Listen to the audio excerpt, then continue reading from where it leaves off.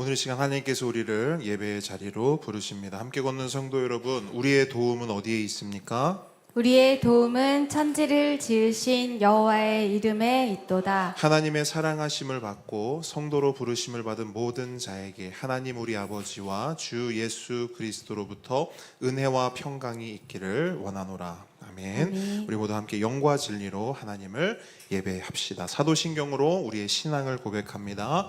전능하사 천지를 만드신 하나님 아버지를 내가 믿사오며 그 외아들 우리 주 예수 그리스도를 믿사오니 이는 성령으로 잉태하사 동정녀 마리아에게 나시고 본디오 빌라도에게 고난을 받으사 십자가에 못 박혀 죽으시고 장사한 지 사흘 만에 죽은 자 가운데서 다시 살아나시며 하늘에 오르사 전능하신 하나님 우편에 앉아 계시다가 저리로서 산자와 죽은 자를 심판하러 오시리라. 성령을 믿사오며 거룩한 공회와 성도가 서로 교통하는 것과 죄를 사하여 주시는 것과 몸이 다시 사는 것과 영원히 사는 것을 믿사옵나이다. 아멘. 할렐루야. 아멘. 오늘도 우리 주님을 찬양합니다. 우리의 소망이 되시고 우리의 생명이 되시고 우리의 새 삶을 허락해 주신 우리 주님을 함께 노래하며 나아갑니다.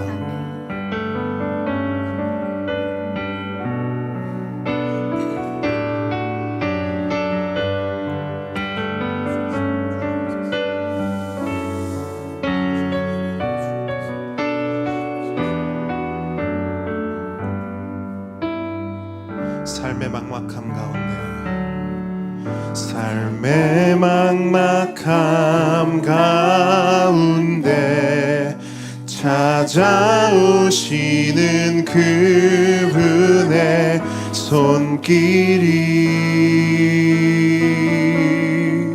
삶의 답답함 가운데 빛이 되시는 그분의 말씀이 내게 봄과 같아서 내게 생명을 주고 내게 신선한 바람 불어 새로운 소망을 갖게 하네. 아멘. 삶의 막막함 가운데 찾아오시는 그분의 손길이 삶의 답답함 가운데 빛이 되시는 그분의 말씀이 내게 봄과 같아서 내게 생명을 주고 내게 신선한 바람 불어 새로운 소망을 갖게 하네. 내게 봄과 같아서 내게 봄과 같아서 내게 생명을 주고 내게 신선한 바람 불어 새로운 소망을 갖게 하네. 새로운 삶을 꿈꾸게 하네. 새로운 소망을 갖게 하네. 할렐루야.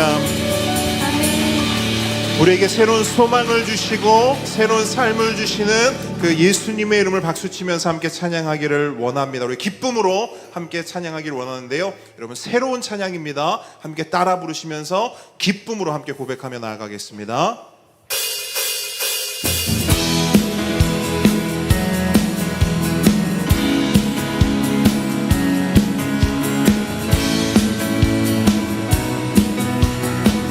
함께 고백합니다. 주 안에서 기뻐해.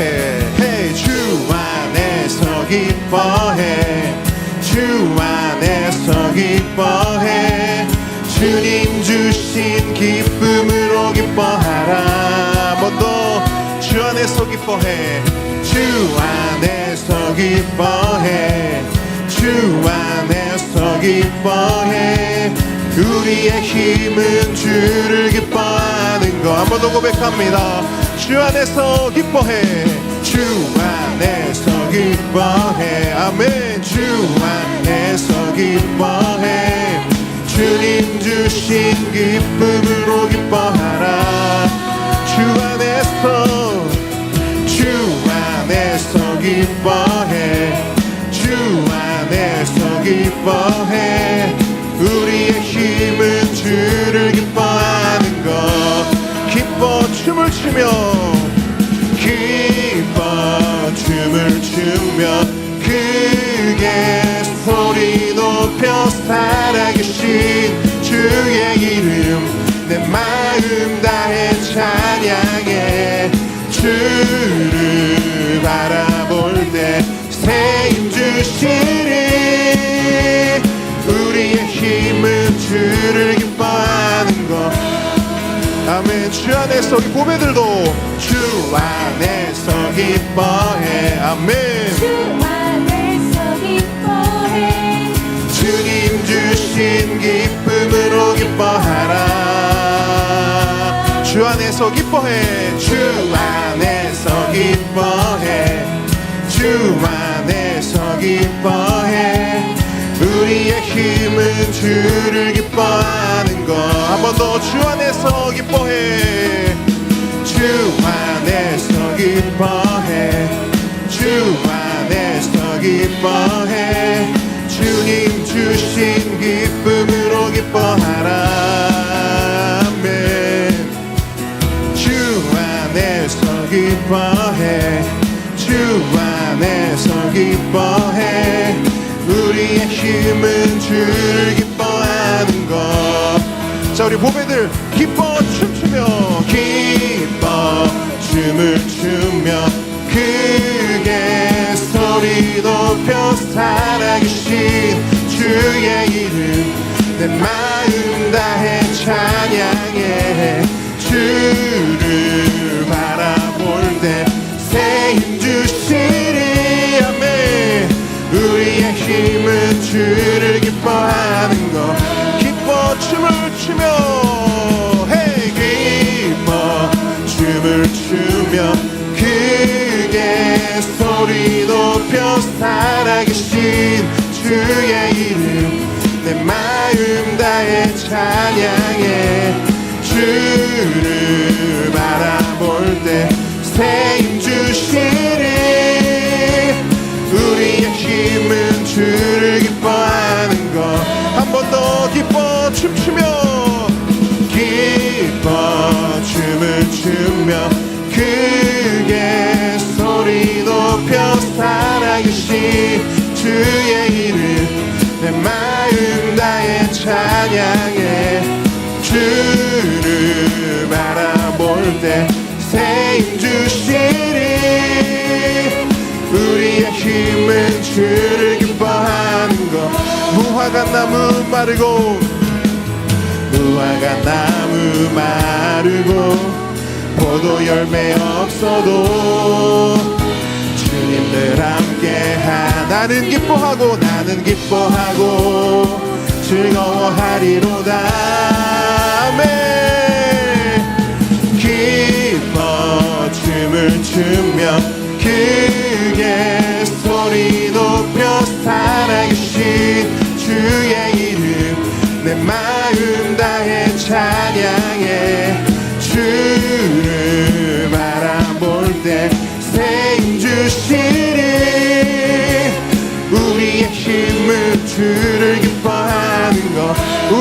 힘은 주를 기뻐하는 것. 우리의 힘은 주를 기뻐하는 것. 우리의 힘은 주를 기뻐하는 것. 아멘. 우리의 힘은 주님을 기뻐하는 것입니다. 아멘. 주님을 기뻐합시다. 아멘. 주님을 기뻐합시다. 아멘. 아멘. 아멘. 우리 시간 우리를 기쁨의 삶으로 초대해 주신 우리의 주님을 함께 노래하며 나아가기를 원합니다. 우리에게 영원한 삶, 소망된 삶, 기쁨의 삶을 가르쳐 주신 주님께 영원한 사귐에 날 초대하시네. 주님을 누리며 사는 것, 날 지으신 대로, 날 부르신 대로 주님과 함께 걷는 삶. 영원한 사귐에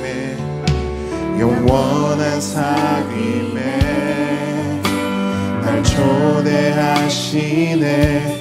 주님을 누리며 사는 것, 날 지으신 대로, 날 부르신 대로 주님과 함께 걷는 삶. 이것이 영원한 삶. 이것이 영원한 삶. 참 하나님과 그 아들 아는 삶. 이것이 영원한 삶. 이것이 영원한 삶. 내가 주 안에, 주는 내 안에 늘 거하는 삶.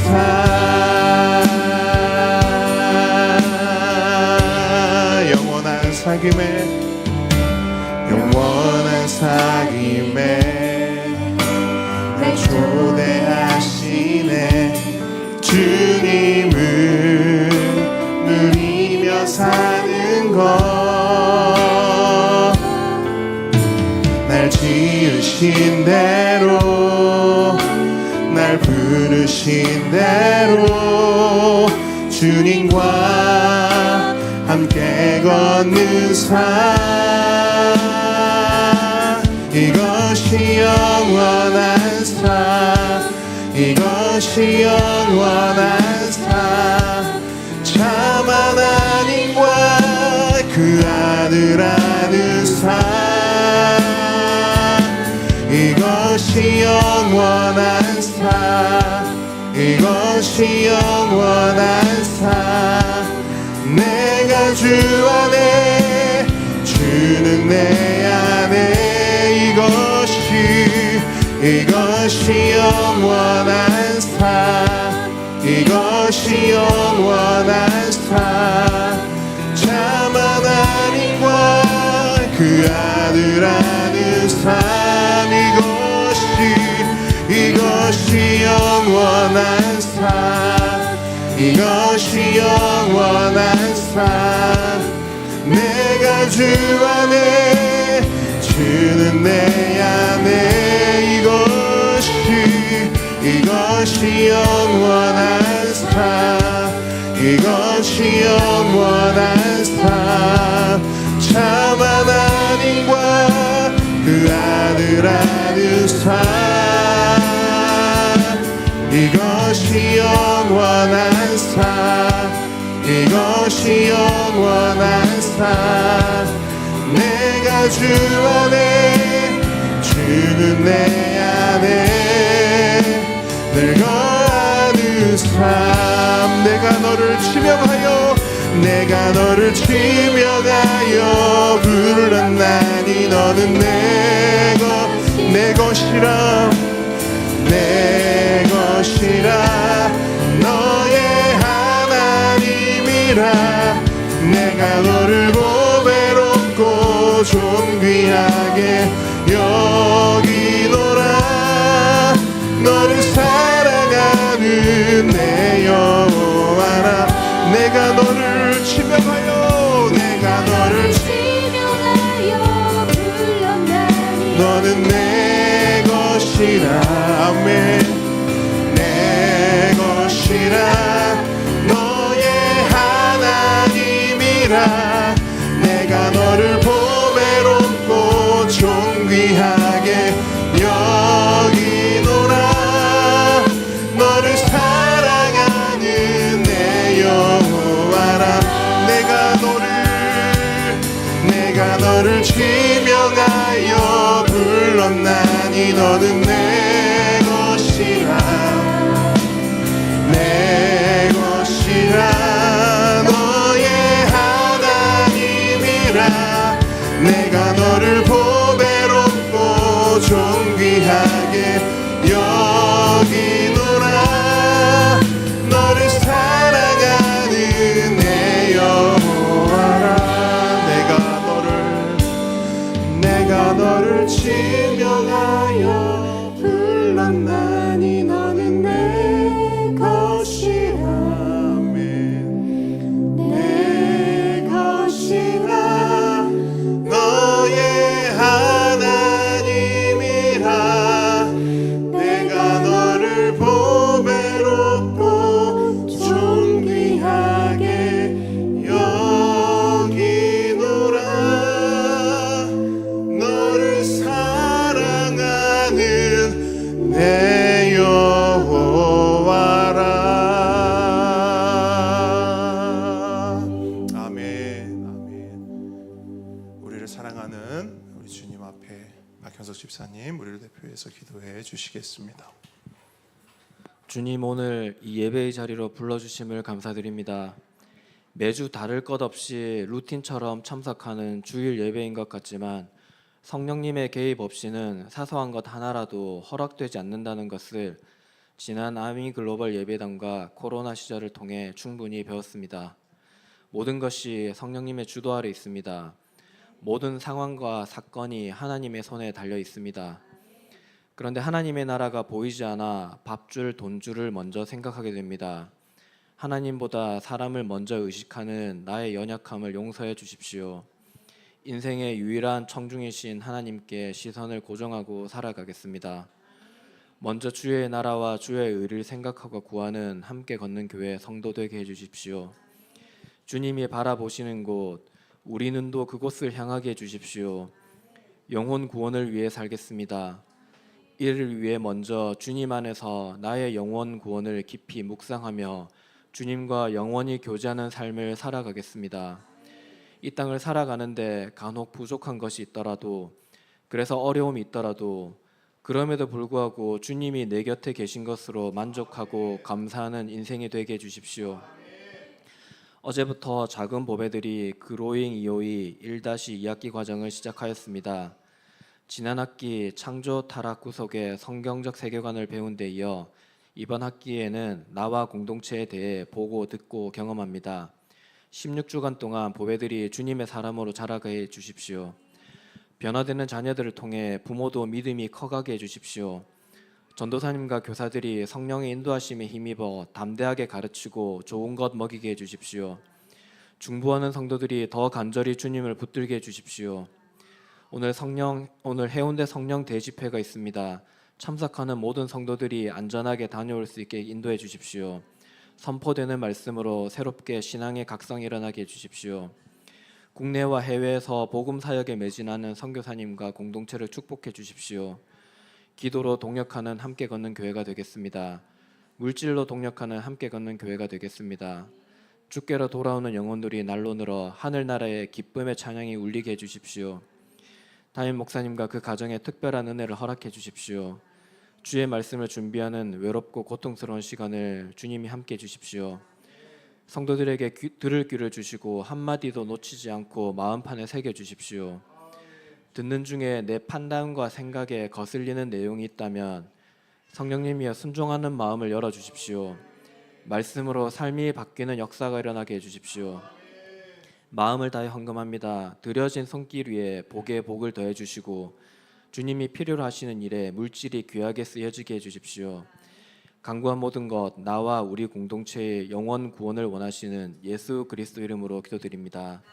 아멘. 십계명 함께 고백하겠습니다. 제 1은 너는 나 외에는 다른 신들을 내게 두지 말라. 제 2는 너를 위하여 새긴 우상을 만들지 말고 또 위로 하늘에 있는 것이나 아래로 땅에 있는 것이나 땅 아래 물속에 있는 것에 어떤 형상도 만들지 말며 그것들에게 절하지 말며 그것들을 섬기지 말라. 제 3은 너는 내 하나님 여호와의 이름을 망령되게 부르지 말라. 제 4는 안식일을 기억하여 거룩하게 지키라. 제 5는 내 부모를 공경하라. 제 6은 살인하지 말라. 7은 간음하지 말라. 제 8은 도둑질하지 말라. 제 9는 내 이웃에 대하여 거짓 증거하지 말라. 제 10은 내 이웃의 집을 탐내지 말라. 아멘. 오늘 주님께서 우리에게 주신 하나님 말씀은 요한복음 4장 5절로 14절 말씀입니다.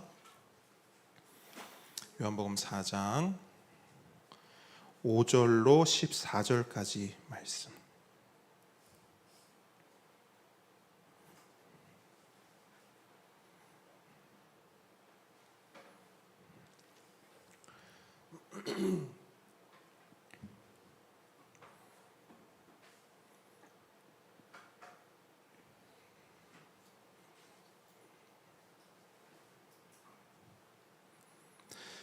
자, 여러분 오늘 우리 보배들 이렇게 가슴팍에 보시면 이따가 한번 보세요. 그러면 나는 예배자입니다. 이렇게 명찰이 붙어 있어요. 그래서 우리 보배들이 지난주 예배 드리는 거 보셨죠? 어땠습니까? 정말 그죠? 아마 큰 어른 보배들보다 더 잘 드렸던 것 같아요, 지난주. 그래서 지난주부터 이제 내가 진짜 예배자로 예배 가운데 참석하겠습니다. 우리 친구들 결단하고 지금 예배 자리로 나왔거든요. 그래서 오늘도 여러분들이 한번 지켜봐 주십시오. 얼마나 우리 친구들이 목사님 설교할 때 잘 듣고 또 기도할 때 찬양할 때 얼마나 잘하는지 보시고 예배 마치고 나서는 여러분들이 해주셔야 될 게 있습니다. 뭐냐면 아낌없는 칭찬과 격려와 응원을 해주십시오. 해주실 수 있겠습니까? 네. 네. 그래서 우리 친구들이 정말 예배자로 세워질 수 있도록 우리가 한 마음으로 함께 기도하고 돕도록 하겠습니다. 자, 우리 5절부터 14절까지 우리 보배들도 큰 목소리로 함께 읽어보도록 하겠습니다. 우리 한 절씩 읽고요. 14절은 함께 읽도록 하겠습니다. 제가 먼저 읽습니다. 사마리아에 있는 수가라 하는 동네에 이르시니 야곱이 그 아들 요셉에게 준 땅이 가깝고 거기 또 야곱의 우물이 있더라. 예수께서 길 가시다가 피곤하여 우물 곁에 그대로 앉으시니 때가 6시쯤 되었더라. 사마리아 여자 한 사람이 물을 기르러 왔음에 예수께서 물을 좀 달라 하시니 이는 제자들이 먹을 것을 사러 그 동네에 들어갔음이러라. 사마리아 여자가 이르되 당신은 유대인으로서 어찌하여 사마리아 여자인 나에게 물을 달라 하나이까 하니 이는 유대인이 사마리아인과 상종하지 아니함이로라.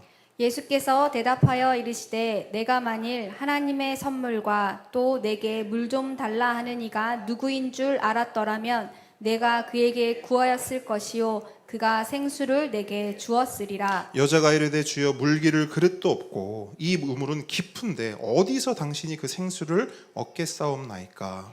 우리 조상 야곱이 이 우물을 우리에게 주셨고 또 여기서 자기와 자기 아들들과 짐승이 다 마셨는데 당신이 야곱보다 더 크니이까. 예수께서 대답하여 이르시되 이 물을 마시는 자마다 다시 목마르려니와 함께 읽습니다. 내가 주는 물을 마시는 자는 영원히 목마르지 아니하리니 내가 주는 물은 그 속에서 영생하도록 솟아나는 샘물이 되리라. 아멘. 오늘의 말씀은 영생하도록 솟아나는 샘물입니다. 따라합니다. 영생하도록 솟아나는 샘물. 겸손과 순종의 마음으로 오늘 이 말씀을 함께 받도록 하겠습니다. 여러분, 예수님께서는 유대 지역을 떠나 이제 어디로 들어가셨습니까? 사마리아 지역으로 들어가셨습니다. 다른 어떤 이유 때문이 아니라 오늘 우리 박 집사님이 기도하셨듯이 오직 한 영혼, 그 영혼을 구원하기 위하여 사마리아에 들어가신 것입니다. 그 소외된 땅 사마리아에 유대인들이 정말 재수 없는 땅이야, 정말 재수 없는 사람들이야 라고 말하는 그 사마리아, 그 땅 가운데 구원받을 한 영혼이 있었기 때문에 예수님이 그곳에 들어가신 거예요. 여러분, 예수님께서 이 땅에 오신 목적이 뭐라고 말씀드렸습니까? 영혼 구원이라고 말씀드렸습니다. 그래서 예수님의 우선순위도 영혼 구원이요, 예수님의 기도 제목도 뭐예요? 영혼 구원인 거예요. 그래서 여러분, 나중에 우리가 살펴보겠지만 요한복음 17장에 가게 되면 예수님께서 잡히시기 전날 마지막으로 하나님께 드리는 기도가 나와요. 그 기도를 대제사장적 기도라고 하거든요. 그러니까 우리를 위해서 기도하신 거예요. 근데 우리의 무엇을 위해서 기도하시느냐? 그 기도의 핵심이 뭐냐? 우리의 영혼의 구원이에요. 우리 영혼에 대한 구원을 마지막 기도를 통해서 하나님께 올려드리는 장면이 거기에 나오는 겁니다. 그들을 진리로 거룩하게 하옵소서. 아버지요, 아버지께서 내 안에, 내가 아버지 안에 있는 것 같이 그들도, 그 영혼들도 다 하나가 되어 우리 안에 있게 하사 세상으로 아버지께서 나를 보내신 것을 믿게 하옵소서. 이게 예수님의 기도거든요. 이처럼 예수님의 우선순위와 기도 제목은 영혼 구원이었습니다. 그래서 예수님은요, 사마리아를 그냥 지나쳐갈 수, 무시할 수 없으셨던 거예요. 유대인들은 그들을 무시했죠. 그들이 이방인들과 피가 섞였다는 이유 때문이에요. 맞습니까? 바리새인들은 그들을 혐오했어요. 왜? 그들이 종교적으로 타락했고 종교적으로 혼합되었다, 그렇게 그들은 말을 했습니다. 물론 사마리아가 잘못했죠. 사마리아 사람들이 죄를 지은 건 사실입니다. 하지만 그들만 죄인입니까? 아니에요. 유대인들도 죄인이요, 바리새인들도 죄인이요, 이 자리에 앉아있는 우리도 뭐예요? 똑같이 죄인입니다. 그런데 여러분, 예수님은 말씀하셨죠? 나는 의인을 부르러 온 게 아니라 누굴 부르러 왔다? 죄인을 부르러 왔다. 나는 죄인들을 부르러 왔고, 아픈 사람에게 의원이 필요하지 아프지 않은 사람에게 의원 필요 없다. 누구에게 예수가 필요하냐? 죄인들에게 필요하다. 그래서 그 죄인들을 위해 내가 이 땅에 온 것이다. 그래서 여러분, 예수님이 유대 지역에서도 회개하라, 천국이 가까웠다 선포하셨죠. 유대 지역에도 죄인들이 있었기 때문에 그 부름을 듣고 그 콜링을 듣고 반응해야 할 죄인들이 있었기 때문에 그 유대 지역에서도 예수님은 회개하라, 천국이 가까웠다 말씀하신 거예요. 근데 그 죄인들, 그 부름을 받아야 할 사람들이 유대 지역에만 있었냐고? 그렇지 않다는 거예요.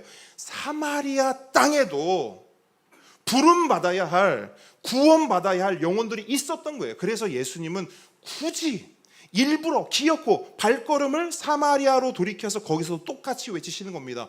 회개하라, 천국이 가까웠다. 여러분, 복음은요, 차별이 없습니다. 복음은 유대인들에게도 전해져야 하고 이방인들에게도 전해져야 되고, 엄청난 죄가 많은 사람에게도 복음이 전해져야 되고, 내가 죄가 없다라고 여길 만큼 난 작은 죄밖에 없어 라고 생각하는 그 사람들에게도 동일하게 복음은 전해져야 합니다. 로마서는 말씀해요. 예수 그리스도를 믿음으로 말미암아 모든 믿는 자에게 맺히는 하나님의 의인이 차별이 없다. 복음은 차별이 없다라는 거예요. 이처럼 예수님께서 사마리아에 가신 이유는 오직 영혼 구원입니다. 구원받아야 할 비참한 영혼들이 그곳에 있었기 때문이고, 정말로 구원이 필요로 하는 그 한 사람이 그 땅에 있었기 때문에 예수님은 굳이 일부러 기어코 그곳 사마리아 땅에 찾아가신 겁니다. 그렇게 예수님은 수가라고 불리는 사마리아의 한 동네로 들어가십니다. 이제 그게 오늘 본문의 시작 부분이죠. 5절 말씀 다시 한번 읽도록 합니다. 5절 시작. 사마리아에 있는 수가라 하는 동네에 이르시니 야곱이 그 아들 요셉에게 준 땅이 가깝고. 자, 본문은요, 수가라고 하는 곳을 설명하면서 구약의 한 인물을 언급합니다. 야곱이에요. 그러면서 6절을 보시게 되면 그곳에 누구의 우물이 있었다? 야곱의 우물이 있었다라고 말하고 있습니다. 6절도 함께 읽습니다. 시작. 거기 또 야곱의 우물이 있더라. 예수께서 길 가시다가 피곤하여 우물 곁에 그대로 앉으시니 때가 6시쯤 되었더라. 아멘. 자, 우물은 뭐를 공급합니까? 물을 공급합니다. 그리고 물은 사람이 살아가는 데 있어서 꼭 필요한 것이죠. 특히 가뭄이 심하고 물이 부족했던 이스라엘 지역에서는요, 물은 곧 생명이었습니다. 물은 곧 생명이었어요. 그래서 그들에게 밥보다 더 중요한 게 뭐냐면 물이에요. 출애굽 역사를 보세요. 재밌는 게 있어요. 출애굽 역사를 보시면 여러 가지 소동들이 일어나는데 한번 생각해 보십시오. 밥 소동이 먼저 일어납니까? 물 소동이 먼저 일어납니까? 뭐죠? 어떤 사건이죠? 네, 어떤 사건이죠? 그게 정확히 홍해가 갈라지는 물 사건. 소동. 밥 없다고 난리까. 밥 없다고 먼저 난리를 쳐요. 물 없다고 먼저 난리를 쳐요. 물 없다고 먼저 난리를 치는 거 잘 보세요. 출애굽해서 홍해를 건넜잖아요. 그러면 어떤 내용이 나오냐면 모세와 미리암이 막 노래를 부릅니다. 그렇죠? 노래를 막 부르면서 뭐라고 고백했을까요? 하나님 원망했어요? 하나님 찬양했어요? 하나님을 엄청나게 찬양했다면 구원의 하나님, 이 홍해를 통해서 모든 애굽의 모든 군대를 다 덮으신 하나님 막 찬양을 한단 말입니다. 근데 모세와 미리암이 찬양이 끝나자마자 어떤 사건이 바로 일어나느냐? 물 주세요가 바로 일어나요. 물 주세요. 그죠? 물 주세요 소동이 바로 일어난다는 것이죠. 그게 이제 마라의 쓴물 사건 아닙니까? 이렇듯 이스라엘 사람들에게 있어서는 밥보다 더 소중하고 밥보다 더 우선되는 문제가 뭐였어요? 물 문제예요. 그렇기 때문에 물을 공급해주는 우물이야말로 그들에게 있어서 그 어떤 것보다 중요한 생명줄과 같은 것이었습니다. 우물이 없으면 죽는 거예요. 우물이 없으면 살 수가 없는 겁니다. 바로 그 생명줄과 같은 우물이 사마리아 수가에 있었는데, 잘 보세요. 이름이 뭐라고요? 야곱의 우물. 자, 성경에 보면 우물들 많이 나오죠.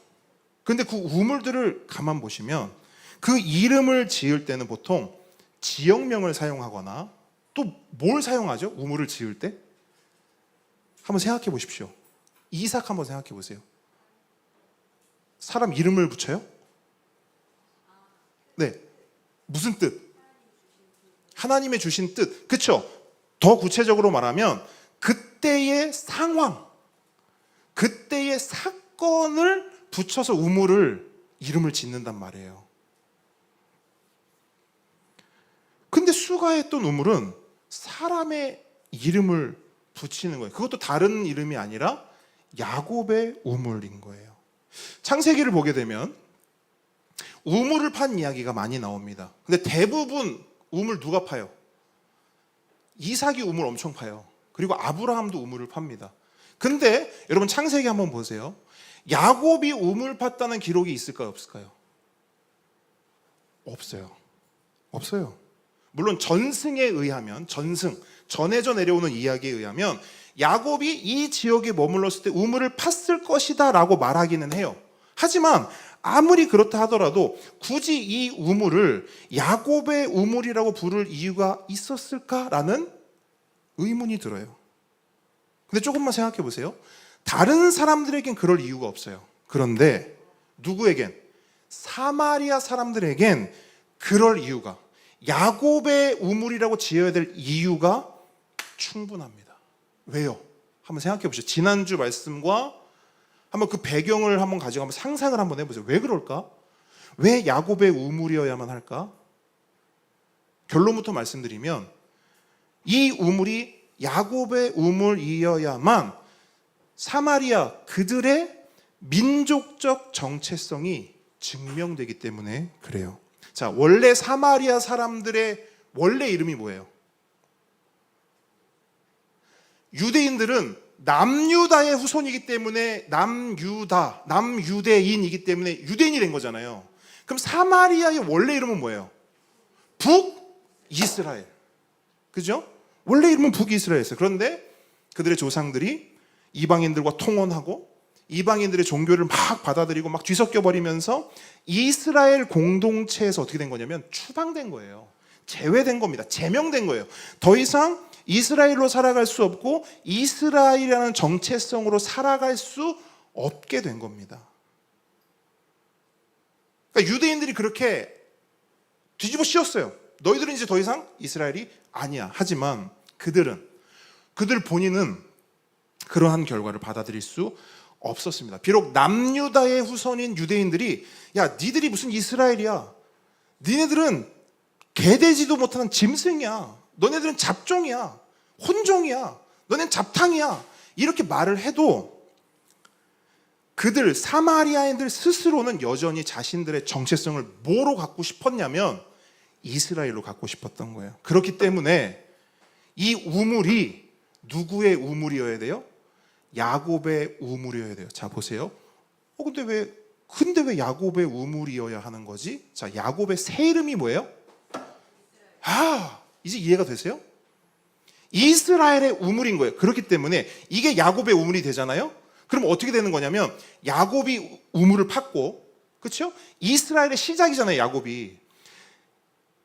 야곱이라고 하는 뿌리에서 이스라엘이 나온 거 아닙니까? 그렇죠? 그러면 그 야곱이, 이스라엘에 시작되는 그 야곱이 우물을 팠고 그 우물을 이들에게 주었고 이들이 이 야곱의 우물물을 길러서 먹고 마시며 살고 있다면 이들은 누구의 후손이에요? 이스라엘. 이 사람들의 정체성은 뭐예요? 이스라엘인 거예요. 이해가 되십니까? 정리하자면 야곱의 우물은 두 가지 의미를 가져요. 첫 번째는 생명이에요. 물이 있어야 살아요. 맞죠? 그렇기 때문에 이 야곱의 우물이 의미하는, 바리새인들이 생각하는 이 야곱의 우물은 뭐냐면 첫 번째는 생명이에요. 이거 없으면 살아요, 죽어요? 죽는 거예요. 또 하나, 이 야곱의 우물은 그들의 정체성이었어요. 이거 없으면 자기들은 뭐가 돼요? 잡탕, 혼종, 짐승만도 못한 존재가 돼요. 하지만 야곱의 우물이 있고 이 물을 떠서 마심으로써 우리는 뭐가 돼요? 우린 아직도 이스라엘이야. 하나님의 언약 가운데 있는 우린 이스라엘이야. 그렇기 때문에 여러분, 이 야곱의 우물은 단순한 우물이 아니라 그들에게 있어서 너무나 소중한 것이었고 절대로 없으면 안 되는 것이었고 없으면 큰일 나고 없으면 죽는 거예요. 이거 없으면.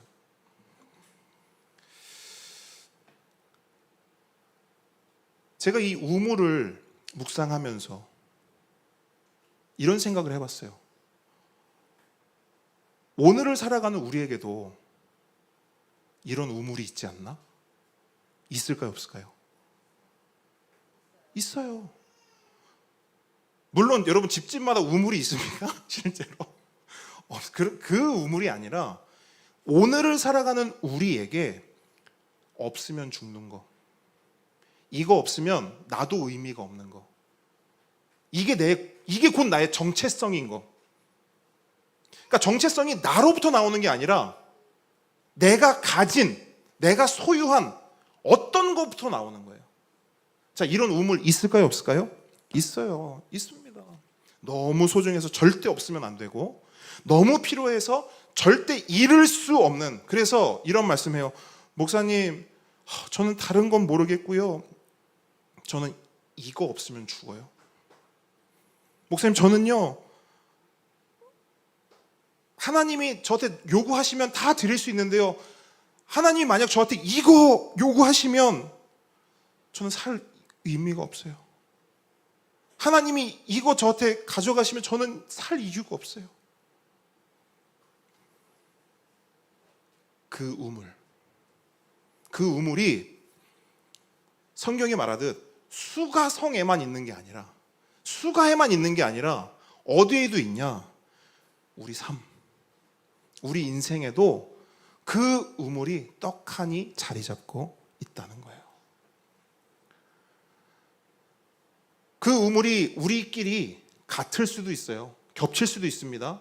또 다를 수도 있어요. 어떤 사람은요, 그 우물이 돈입니다. 돈에서 생명을 부여받고요. 돈에서 정체성을 확인받아요. 그래서 돈 없으면 죽는다고 생각해요. 그래서 돈 앞에서 발발발발 떨어요. 왜? 그거 없으면 나 죽으니까. 그런 사람도 있습니까? 없습니까? 있어요, 여러분. 돈 앞에서 발발발 떨어요. 왜 발발발 떠냐? 그거 없으면 죽거든요, 나는. 그 우물 없으면 난 죽어요. 내 생명이 끊어진다고. 그리고 그 돈이 있어야 나답게 살 수 있다고 생각해요. 그거 없으면 나답게 살 수 없다고 생각해요. 비굴하고 아주 비루하게 살 수밖에 없을 거야. 이런 사람들이 있거든요. 그럼 그 사람들한테는 우물이 뭐냐? 돈이에요. 또 어떤 사람들은 사회적 어떤 명성, 어떤 사회적 인정이 우물인 사람도 있어요. 그래서 사회적 성공에서 생명을 부여받고 사회적 인정에서 정체성을 부여받아요. 그래서 사회적으로 만약 성공하지 못했다, 그럼 내 인생은 어떻게 된 거예요? 성공에 실패해요. 실패인 거죠. 성공 못했으니까. 사회적으로 인정을 받지 못해요. 사람들의 인정을 받지 못해요. 그럼 난 어떻게 된 거냐면 망한 거예요. 이런 사람들도 있습니다. 또 어떤 사람은요, 가족이 우물이에요. 가족. 부모가 우물이고 남편과 아내가 우물이고 자녀가 우물이에요. 그래서 가족이 없으면 나도 없어. 가족이 있어야만 나도 의미가 있고 가족이 있어야만 나도 살 이유가 있고 의미가 있어. 이렇게 말하는 사람들이 있어요. 살기가 너무 팍팍한 거예요. 힘든 거예요. 근데 왜 참고 살고 왜 견디느냐? 가족 때문에. 이 가족들이 나의 우물이기 때문에 여기서 생명을 부여받고 여기서 정체성을 부여받는 거예요. 이외에도 여러분 수많은 우물들이 있겠죠. 여러분 각자의 우물들이 있겠죠. 여러분 삶 속에 자리 잡고 있는 우물은 무엇입니까? 여러분은 뭐가 있어야 행복하고 뭐가 있어야 막 살맛이 납니까? 반대로 뭐가 없으면 불행해지고, 이것도 한번 생각해 보세요. 여러분 인생 속에 이게 없어지면 난 죽어야 돼. 이거 없어지면 난 살 이유가 없어. 요걸 한번 여러분 생각해 보세요. 찾아보세요. 만약 찾잖아요? 그게 여러분의 우물입니다. 요거 없어지면 난 더 이상 살 이유가 없어. 그게 여러분의 우물이에요. 그런데 여러분, 오늘 본문은 우물 이야기를 시작하면서 아주 중요한 메시지를 우리에게 던지고 있거든요. 그게 뭐냐면 우리의 우물이 무엇이든지 간에 그 우물의 이름이 어떤 것이든지 간에 그 우물은 진짜 우물이 아니라는 거예요. 그게 오늘 본문의 핵심이에요. 우물을 가지고 있니? 그 우물은 진짜가 아니야. 사마리아 사람들에겐 이런 질문이 되겠죠. 너희들 야곱의 우물을 가지고 있니? 이스라엘의 우물을 가지고 있니? 거기서 생명을 공급받고 거기서 정체성을 부여받고 있니? 그래서 그 우물을 통해서 살맛 나고 행복하고 모든 문제가 해결될 것 같니? 아니라는 거예요. 돈? 아니라는 거예요. 사회적 명성과 인정, 성공? 아니라는 거예요. 가족도 아니라는 거예요. 왜냐? 그 우물이 무엇이든지 간에 그것은 우리에게 진짜 생명을 부여할 수 없고 진짜 정체성을 확인시켜 줄 수도 없기 때문입니다. 이러한 사실을 확인시켜 줄 한 사람이 이제 본문에 등장하게 돼요. 이 사람은요, 2000년 전에 살았던 한 개인인 동시에 오고 가는 모든 시대의 사람들을 대표하는 대표자입니다. 여러분 이걸 진짜 명심하세요. 이제 우리가 만날 이 사람은요, 2000년 전에 살았던 한 여인이에요. 동시에 오고 가는 모든 시대의 사람들을 대표하는 대표자입니다. 그러므로 이 사람은 누구예요? 나예요. 이 사람의 상태는 누구의 상태예요? 나의 상태예요. 이 사람이 가진 문제는 누구의 문제예요? 내가 가진 문제예요. 자, 이걸 염두하면서 이 사람을 만나 보겠습니다. 7절 말씀 읽습니다. 시작. 사마리아 여자 한 사람이 물을 기르러 왔음에 예수께서 물을 좀 달라 하시니. 아멘. 자, 사마리아 여자 한 사람이 등장하는 거예요. 근데 우물에 아까 그 야곱의 우물에 물을 기르러 왔대요. 근데 6절 후반절 보면요, 이 물을 기르러 온 시간이 6시라고 말합니다. 6시. 이 6시가 뭐냐면 유대식으로 하면 낮 12시예요. 낮 12시. 해가 가장 뜨겁고 뙤약볕이 그냥 내리쬐는. 근데 여러분, 이 지역은 대한민국처럼 이런 지역이 아니잖아요. 그렇죠? 사막이고 광야와 같은 지역이에요. 그 태양빛이 내리쬐면 어느 정도일까요? 여러분, 우리는 아마 서 있지도 못할 겁니다. 서 있지도 못할 거예요. 그래서요, 그 시간에는, 그 한낮에는요, 왕래하는 사람이 있다 없다? 없어요. 아무도 길을 다니지 않아요. 그런데 여러분, 그냥 서 있기도 힘든 그 시간에 물 항아리를 지고, 또 우물이 성 안에 있거나 성 근처에 있는 게 아니에요. 성에서 꽤 거리가 멀리 떨어져 있습니다. 근데 물 항아리를 지고 성으로부터 그렇게 거리가 꽤 떨어진 그곳에 혼자. 당시의 여인들은 주로 저녁 시간이나 아침 이른 시간에 무리를 지어서 물을 떨어 다녔다고 해요. 근데 이 여인은 몇 명? 혼자 우물에 물을 뜨러 온 겁니다. 이런 상황을 통해 우리가 유추할 수 있는 것은 지금 이 여자는 의도적으로 사람들의 눈을 피하고 있고 사람들과의 만남을 거부하고 있다는 것을 우리는 알게 돼요. 사람들이 자신을 쳐다보는 게 싫었던 것 같아요. 사람들이 자신에 대해서 이러쿵저러쿵 말하는 것도 질색이었던 것 같아요. 그럼 이렇게 생각할 수 있죠. 아니, 그러면 우물에 안 가면 되잖아. 그렇죠? 아, 그럼 뭐 그렇게 질색이고 그렇게 싫으면 우물에 안 가면 되잖아 라고 할 수 있겠죠. 그러면 얼마나 좋겠습니까? 하지만 우물에 안 가요. 물을 떠오지 않아요. 어떻게 돼요? 죽어요. 살 수가 없습니다. 그래서 이러나 저러나 붙어있는 생명을 연명하기 위해 살고 싶어서가 아니에요. 죽지 못해서 우물에 가는 거예요. 아무도 없을 그 시간에 너무 덥고 힘들고 정말 가고 싶지 않지만 꾸역꾸역 물 항아리를 챙겨서 우물로 향하는 겁니다. 매일매일. 근데 여러분 생각해 보세요. 이런 삶이 반복된다고 한번 여러분 생각해 보십시오. 그 삶이 어떨까요? 행복할까요? 기쁠까요? 아니요. 늘 우울하고요. 늘 만족이 없어요. 뭘 해도 만족이 없어요. 늘 기쁨이 없어요.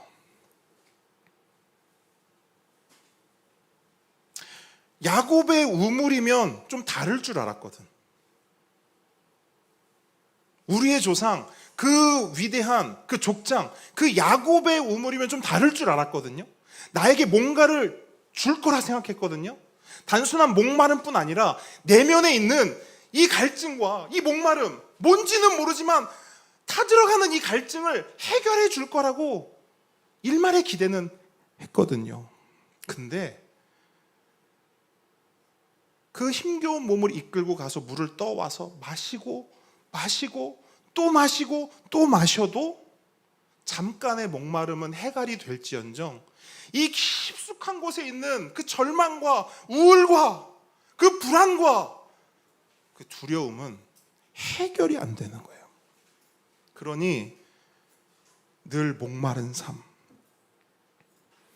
늘 허덕이는 삶, 늘 찌푸려진 삶을 살 수밖에 없는 겁니다.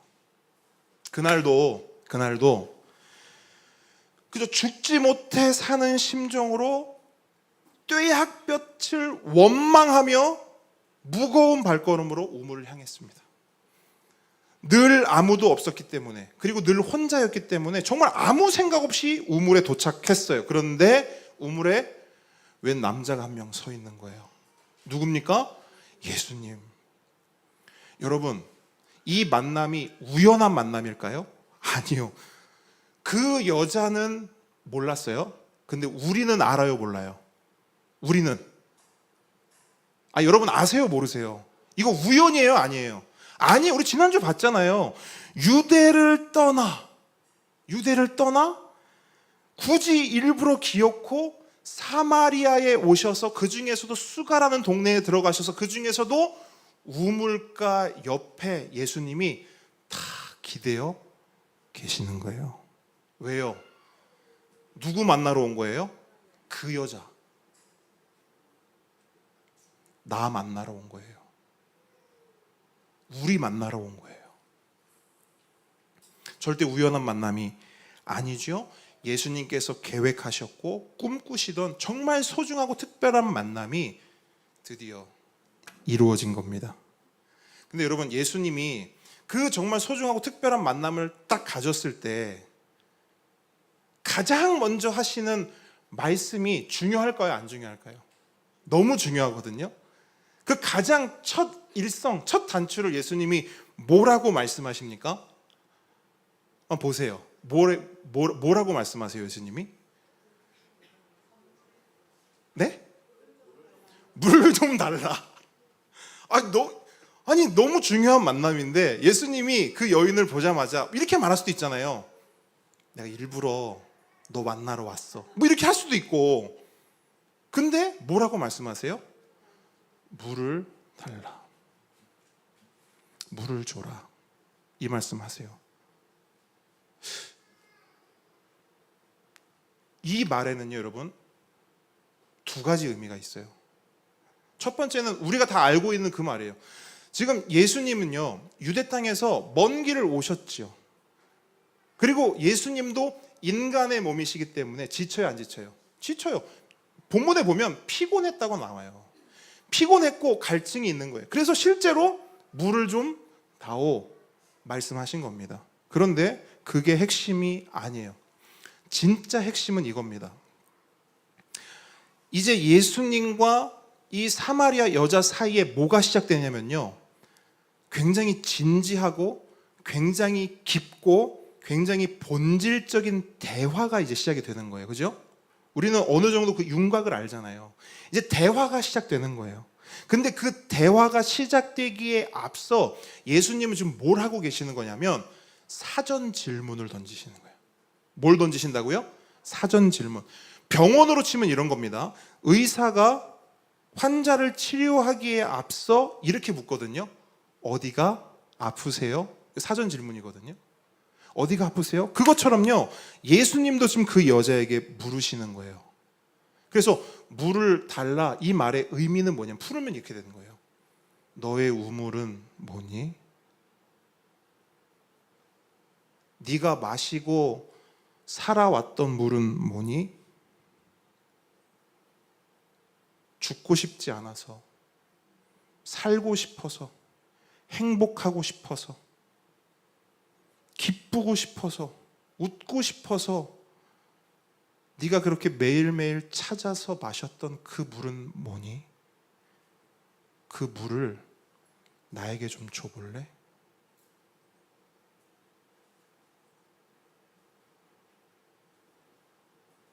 이 질문을 지금 예수님이 던지신 거예요. 그런데 그 여인은 지금 상태가 어떠냐면, 예수님이 누군지 알아요, 몰라요? 몰라요. 예수님이 여기 왜 계신지 알아요, 몰라요? 몰라요. 앞으로 예수님과 어떤 일이 일어날지 알아요, 몰라요? 몰라요. 아무것도 몰랐어요. 아무것도 몰랐기 때문에 철저히 자기 수준, 자기 기준으로 반응합니다. 예수님은 그녀의 깊은 곳을 보시고 너의 물은 뭐니? 너의 우물은 뭐야? 묻고 계시는데 이 여자는 철저히 그냥 상식선에서 반응을 보이는 거예요. 자, 그 반응이 9절에 나옵니다. 9절 함께 읽습니다. 시작. 사마리아 여자가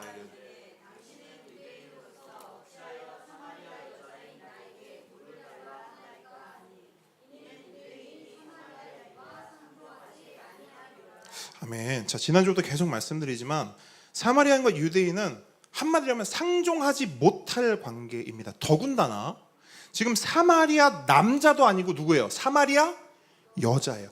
더더욱이 상종해서는 안 될 관계이고, 이런 식으로 같이 서 있거나 이런 식으로 말을 주고받는 거, 말을 섞는 거 된다 안 된다? 안 되는 거예요. 만약에 여러분 제자들이 고 예수님 근처 주변에 있었다면 어떻게 됐을까요? 난리 나는 거예요. 베드로가 어떻게 할까요? 예수님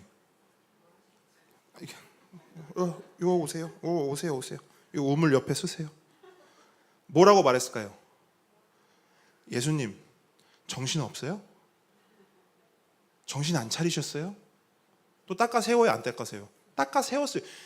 100번을 닦아 세웠을 거예요 아마. 이러시면 안 된다고. 그죠? 근데 오늘 본문을 보니까 다행히, 이걸 다행이라고 말해야 됩니까? 다행히 지금 제자들 베드로 어디가 있어요 지금? 여러분 이게 보세요. 굳이 본문은 이 말을 기록해야 될 이유가 있어요? 제자들이 밥 구하러 갔어요. 한솥 도시락 사러 갔어요. 이거 기록할 이유가 있냐고요. 그냥 이 본문을 그냥 쭉 읽잖아요. 이거는 굳이 왜 적어놨어? 굳이 적어놓을 이유, 필요가 있어요. 제자들이 만약 그 자리에 있었으면 예수님과 사마리아 여자의 만남이 이루어질 수 없는 거예요. 깊은 대화 이루어질 수 없는 거예요. 그래서 그들은 도시락, 밥을 구하러 가야만 했습니다. 어찌됐든 그 여자는 그 당시 상황에 걸맞는 지극히 상식적인 반응을 보였습니다. 벌건대낮에 유대인 남자가 사마리아 여자에게 이렇게 해서 된다 안 된다? 안 됩니다! 라고 말한 거예요. 하지만 예수님께서는 여자의 그러한 반응과 상관없이 시대적 상황이라는 장벽에 얽매이지 않으시고 오직 한 영혼에 집중하세요. 그리고 그 영혼의 상태를 구체적으로 진찰하시고 진단하십니다. 자, 예수님께서 그 인생을 진찰하시고 진단하신 결과 내용이 뭐냐? 10절이에요. 자, 10절 말씀 함께 읽을 텐데 우리 작은 보배들도 함께 말씀 읽어보도록 하겠습니다. 시작. 예수께서 대답하여 이르시되 내가 만일 하나님의 선물과 또 내게 물 좀 달라 하는 이가 누구인 줄 알았더라면 내가 그에게 구하였을 것이요 그가 생수를 내게 주었으리라. 아멘. 자, 예수님께서 진단하신 그 여인의 상태가 뭐냐? 한마디로 하면 무지한 상태입니다. 뭐라고요? 무지한 상태. 자, 작은 보배들 앉으세요. 앉으세요. 목사님 보세요. 목사님 보세요. 보세요. 목사님 보세요. 보세요. 목사님. 보세요. 아니 뒤에 보지 말고 목사님 보세요. 다른 사람 보나 안 보나 보지 말고 너만 보세요. 보세요. 그 여인의 상태가 뭐였다고요? 어떤 상태? 무지한 상태. 아무것도 모르는 상태인 거예요. 예수님이 딱 보니까. 뭘 몰랐냐? 수학 몰랐나요? 아니요. 과학, 돈 버는 법, 성공하는 법. 지금 그런 거 얘기하는 거 아니에요? 그 여인이, 그 인생이, 그 영혼이 몰랐던 건 딱 하나예요. 하나님을 몰랐어요. 다른 거 뭐 알았는지 모르겠어요. 우물물을 어떻게 잘 기를 수 있는지, 떼약볕에는 어떻게 하면 최대한 체력을 아낄 수 있는지 아는 게 굉장히 많았을지도 몰라요. 잘 먹고 잘 사는 법 알았을지도 모르겠습니다. 하지만 가장 중요하고 소중한 그 한 가지를 몰랐죠. 하나님을 몰랐습니다. 하나님의 선물이 뭔지도 몰랐고 나의 육신뿐 아니라 나의 영혼까지도 해갈하는 진짜 물, 이 안에 있는 알 수 없는 그 목마름을 해결해 줄 영원한 생수가 뭔지를, 그 생수를 누구에게 어떻게 받는지를 알았다 몰랐다? 몰랐다. 전혀 몰랐다.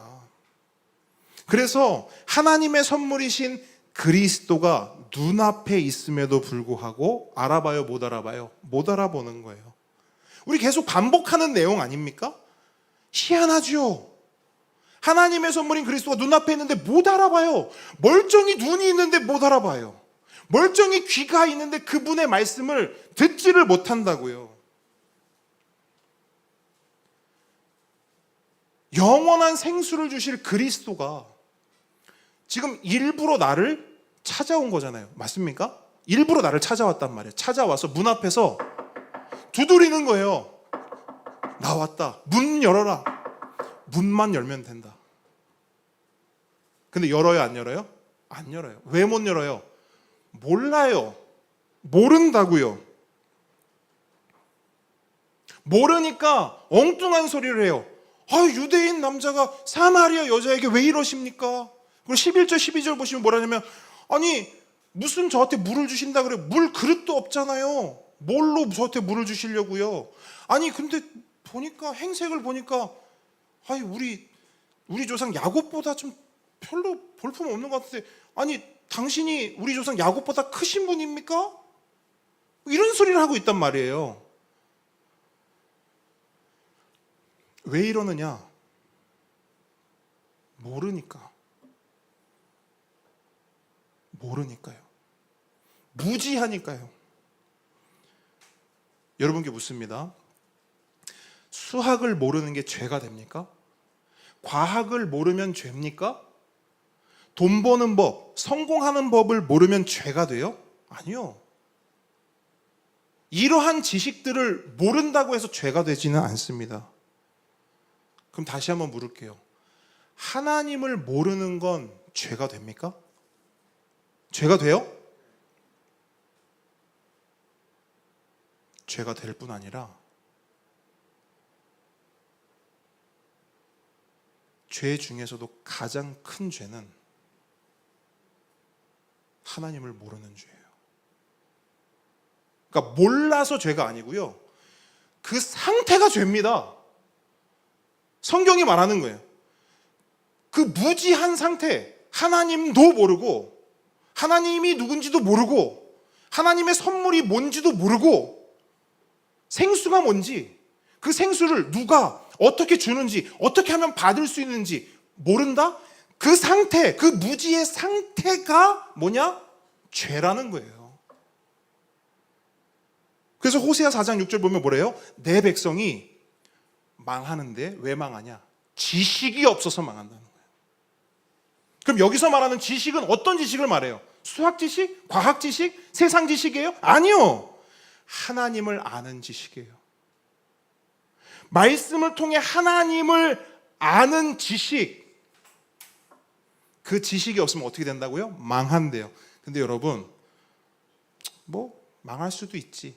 원어로 보니까요, 그냥 우리가 생각하는 그런 망한다의 개념이 아니에요. 원어로 보니까 이 망한다의 의미가 뭐냐? 파괴되어 없어지다.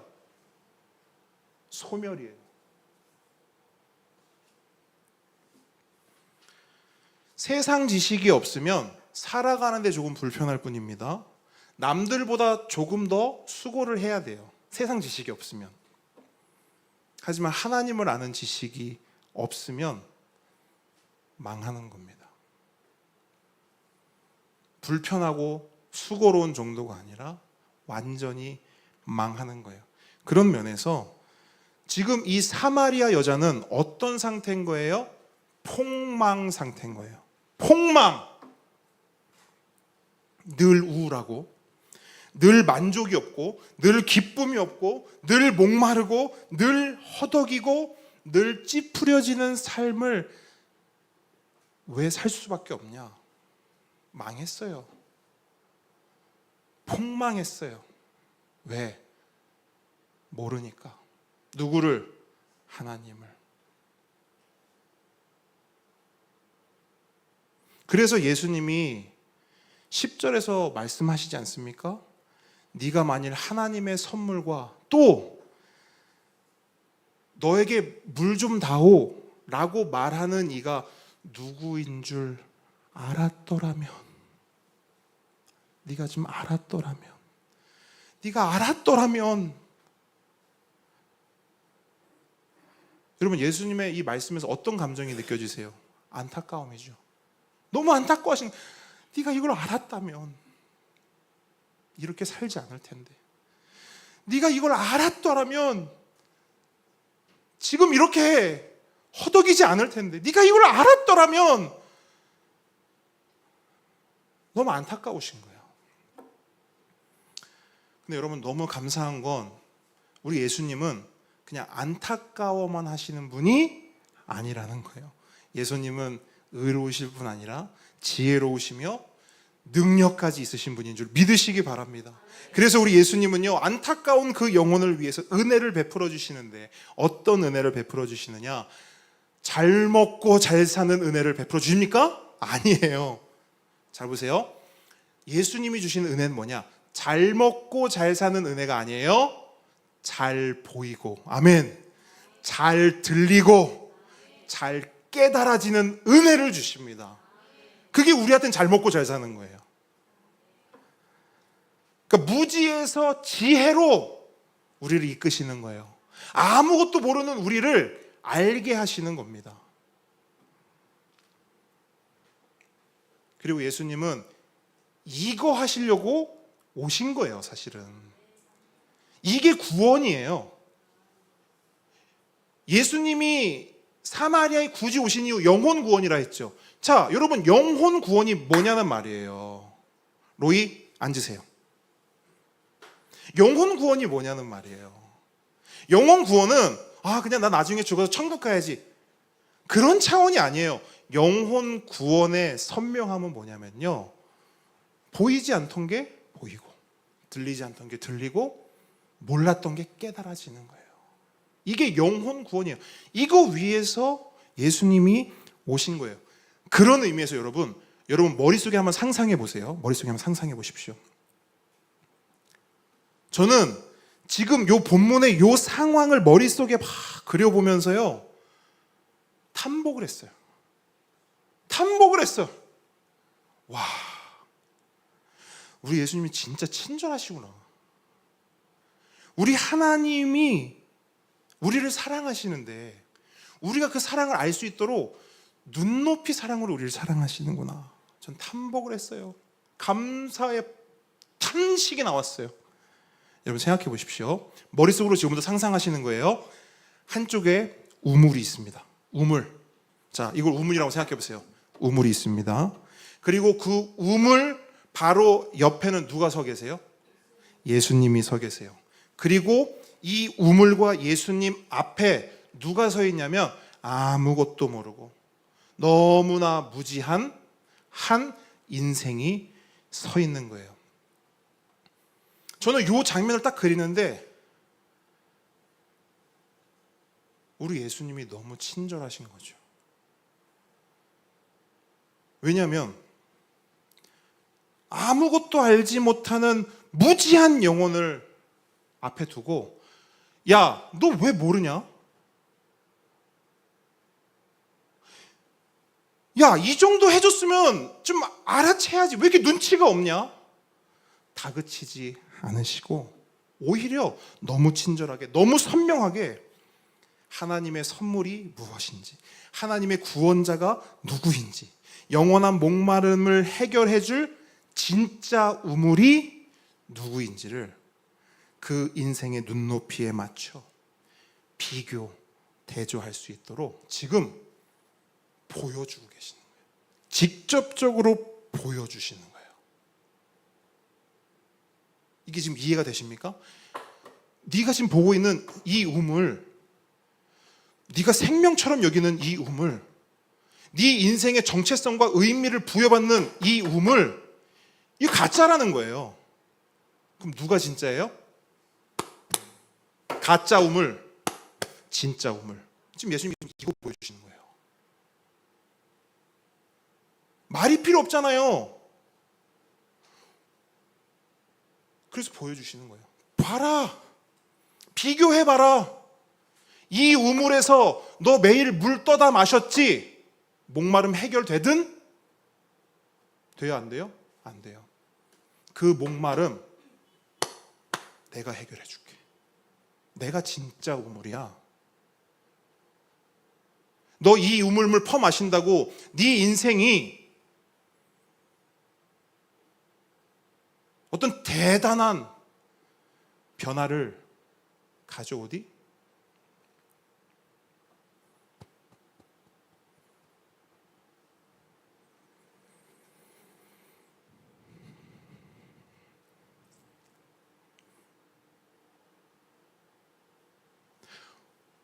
오늘 본문의 핵심, 아까 서두에도 말씀드렸죠. 우리에게 수많은 우물들이 있어요. 여러분 잘 생각해 보세요. 여러분 그냥 스쳐 지나듯 하지 마시고요. 여러분 인생 가운데, 여러분 삶 속에 여러분들이 붙잡고 의지하고 믿고 맹신하는 우물이 있다고요. 근데 그 우물 옆에는 누가 서 계시냐면 예수님이 서 계세요. 왜요? 보라는 거예요. 진짜 우물이 뭐니? 너는 어떤 우물을 의지하고 믿고 있니? 네가 믿고 의지하는 그 우물 진짜 너를 살려주니? 진짜 너의 삶을 의미 있게 해주니? 그러면서 예수님이 말씀하시는 건 이겁니다. 그거 일시적이야. 그거 단편적이야. 그거 가짜야. 가짜 우물에 휘둘리지 말고 진짜를 찾으렴. 그게 오늘 본문 13절로 14절 말씀의 메시지. 함께 읽겠습니다. 13절로 14절 시작. 예수께서 대답하여 이르시되 이 물을 마시는 자마다 다시 목마르려니와 내가 주는 물을 마시는 자는 영원히 목마르지 아니하리니 내가 주는 물을 그 속에서 영생하도록 솟아나는 샘물이 되리라. 아멘. 말씀을 정리합니다. 목이 마를 때 우리 보배들도 한번 생각해 보세요. 목이 너무 말라. 목 말라. 목이 너무 마르다. 운동을 막 했어요. 막 태양이 막 내리쬐요. 목이 너무 말라요. 그때 탄산음료나 주스를 마시면 갈증이 해소가 될까요? 안 될까요? 돼요. 갈증 해소가 돼요. 근데 문제가 있어요. 뭐죠? 한 5분, 10분 지나면 또 목이 말라요. 그러면 결과적으로 갈증이 해소된 거예요? 안 된 거예요? 안 된 거예요. 그럼 왜 음료수랑 주스를 마셨는데 갈증이 해소가 안 될까요? 탄산음료나 주스는 물처럼 보일 뿐 진짜 물이에요? 가짜 물이에요? 가짜 물입니다. 그러면 목마름, 내 안에 있는 진짜 목마름, 진짜 갈증을 해소하려면 뭘 마셔야 돼요? 물. 근데 그냥 물이 아니고 진짜 물을 마셔야 합니다. 우리 인생의 갈증도 마찬가지예요. 가짜 우물은 우리의 목마름을 해결하지 못합니다. 진짜 우물만이 우리의 진짜 갈증을 해소해 줄 수 있어요. 그렇기 때문에 갈증을 해소하려면 진짜 우물을 찾아야 합니다. 그리고 거기서 영원토록 솟아나는 샘물을 공급받아야 돼요. 그게 성경적 의미로 산다예요. 그게 살아났다라는 거예요. 숨 쉬고 눈 뜨고 걸어다니고 일한다고 살아있는 게 아니고 영원히 마르지 않는 그 진짜 우물에 생수를 공급받아야만 그걸 살았다 하고요, 그걸 구원받았다 하고요, 그걸 거듭났다라고 말하는 거예요. 말씀 한 장 읽고 설교를 마칩니다. 제가 읽어드릴 거예요. 여러분, 이 말씀은 오늘 말씀의 핵심을 표현하고 있어요. 우리의 문제가 무엇인지, 그 문제를 해결할 유일한 솔루션, 방법은 무엇인지 이 말씀 안에 다 숨겨져 있습니다. 담겨져 있어요. 예레미야 2장 13절 말씀입니다. 잘 들어보세요. 내 백성이 두 가지 악을 행하였나니 곧 그들이 생수의 근원되는 나를 버린 것과, 이게 첫 번째 문제입니다. 우리가 가진 첫 번째 문제, 생수의 근원되는 진짜 우물을 버린 거예요. 둘째, 스스로 웅덩이를 판 것인데 그것은 그 물을 가두지 못할 터진 웅덩이들이니라. 자, 두 번째 문제는 뭐냐? 진짜 우물을 버리고 가짜 우물을 누가 팠대요? 내가 스스로 팠대요. 근데 그 우물의 문제가 뭡니까? 구멍 났대요. 그러면 그 우물에는 물이 있어요, 없어요? 없어요. 아무리 퍼놓으세요. 구멍난 우물은 줄줄줄 셉니다. 잠깐은 물이 채워질 수 있겠죠. 잠깐은 갈증이 해소될 수 있겠죠. 하지만 줄줄줄 새는 그 가짜 우물은 나를 살게 하지 못합니다. 그래서 늘 목마른 거예요. 그러면 유일한 솔루션은 뭐예요? 가짜 우물 버리고 어디로? 진짜 우물로 가는 거예요. 생수의 근원되는 하나님을 버린 자들이 생수의 근원되는 그 하나님을 붙잡고 믿고 의지하며 그분께 나아갈 때 사는 겁니다. 그게 구원입니다. 구원을 받으시기 바랍니다. 함께 찬양하겠습니다.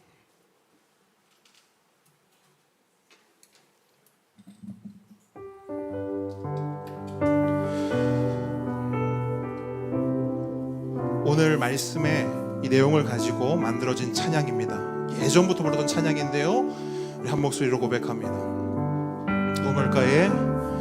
우물가의 여인처럼 난 구했네.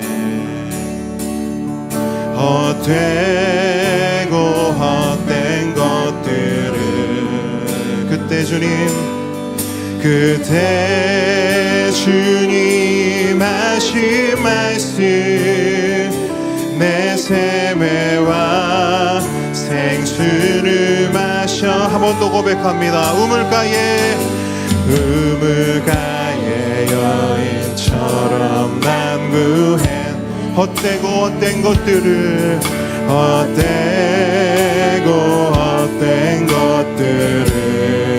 그때 주님 하신 말씀 내 세매와 생수를 마셔라. 오 주님 채우소서.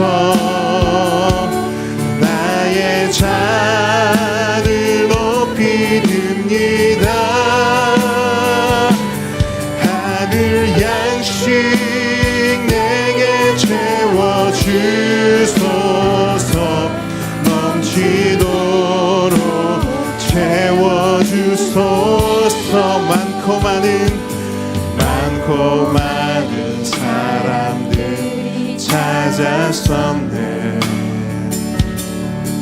헛된 것들을 주 안에 감추인 보배 세상 것과 남기길 수 없네. 오 주님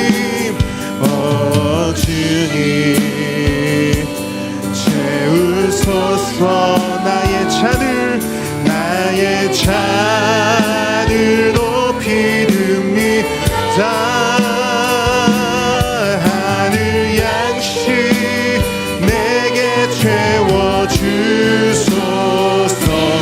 넘치도록 채워주소서. 내 친구여 거기서 돌아오라. 내 주의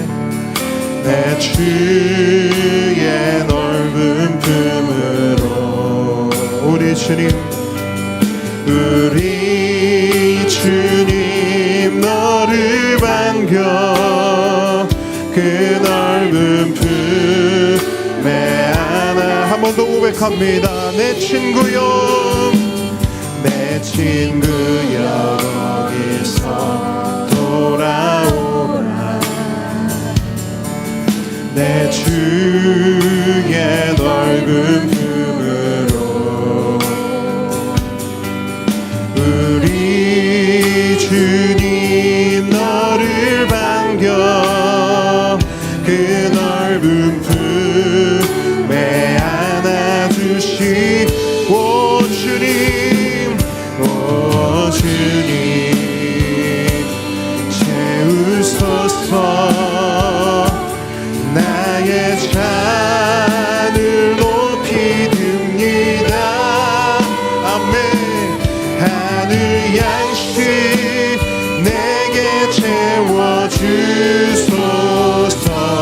넘치도록 채워주소서. 오 주님 채우소서.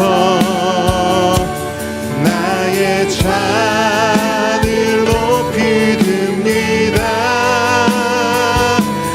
하늘 양식 내게 채워주소. 우리 시간 받은 말씀 가지고 주여 한번 부르시고 기도합니다.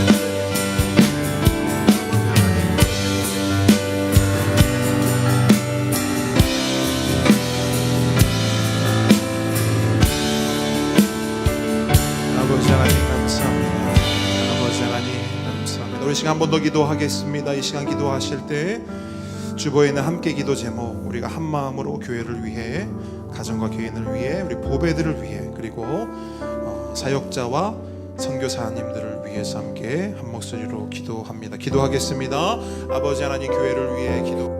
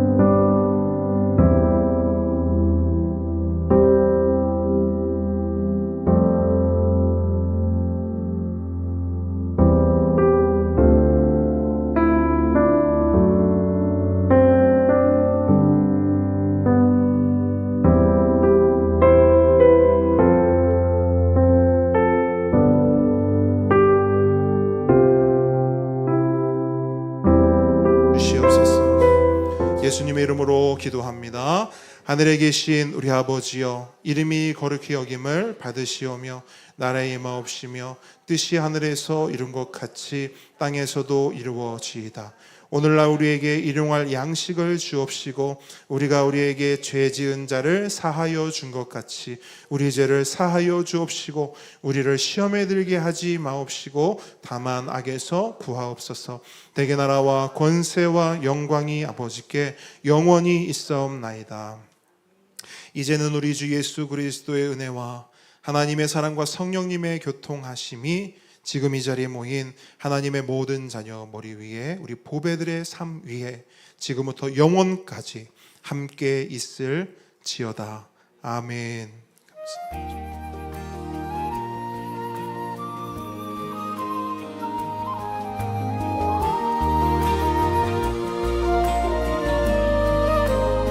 자, 보배들 자리로 돌아가세요. 원래 자리로 돌아가세요. 아직 예배 끝나지 않았습니다. 아까 배웠죠, 전도사님한테. 자, 함께 걷는 길 오신 모든 분들 축복하고 환영합니다. 우리 앞뒤 작업분들 우리 인사하겠습니다. 하트 날리면서 사랑합니다, 축복합니다.